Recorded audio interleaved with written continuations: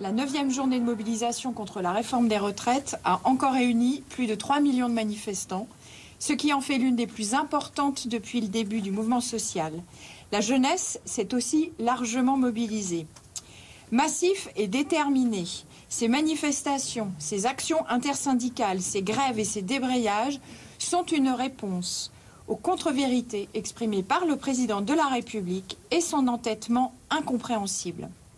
L'intersyndicale réaffirme que, contrairement aux propos du président de la République, de nombreuses alternatives aux mesures d'âge ont été formulées.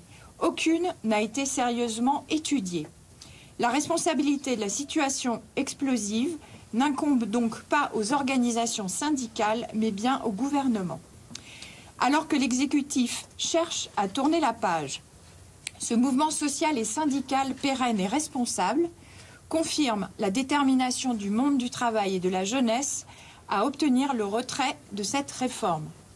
À l'issue d'un parcours parlementaire chaotique, au cours duquel le gouvernement a utilisé tous les outils constitutionnels à sa disposition, permettant de limiter l'exercice démocratique, le texte de loi est à présent soumis au Conseil constitutionnel. Dans ce cadre, l'intersyndicale lui adressera prochainement des contributions explicitant les raisons pour lesquelles cette loi doit être entièrement censurée.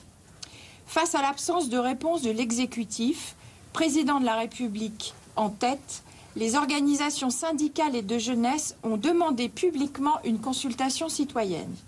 Les parlementaires se sont saisis de l'outil constitutionnel à leur disposition et ont transmis un projet de référendum d'initiative partagée au Conseil constitutionnel.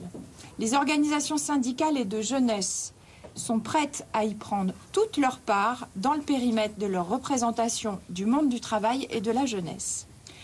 Le puissant rejet social de ce projet est légitime et son expression doit se poursuivre. Revendiquant le retrait de la réforme des retraites, l'intersyndicale appelle les millions de travailleurs et travailleuses jeunes et retraités à continuer de se mobiliser. Elle appelle à des rassemblements syndicaux de proximité ce week-end et à une nouvelle grande journée de grève et de manifestation mardi 28 mars partout dans le pays. L'intersyndicale se réunira mardi 28 mars au soir. Je vous remercie.